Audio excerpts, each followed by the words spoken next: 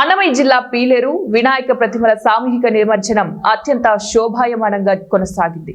పట్టణంలోని నిర్వాహకులు ప్రతి వీధిలో ప్రతిష్ఠించిన 100 వినాయక విగ్రహాలు సాంప్రదాయబద్ధంగా ప్రత్యేక పూజలు నిర్వహించి వేషధారణలు, కేరళ డ్రమ్స్, సాంప్రదాయ చెక్క భజనలు, ఆటపాటలతో పురవీధుల్లో చూపులను కనువిందు చేసింది. పోలీస్ బందోబస్తు నడుమ మధ్యాహ్నం నుంచి ర్యాలీగా ఊరేగించి వినాయక ఉత్సవ కమిటీ సభ్యుల సూచనల మేరకే పట్టణం నడిబొడ్డులో ఉన్న అయ్యప్ప నాయుని చెరువులో ప్రశాంతంగా నిమజ్జనం చేశారు.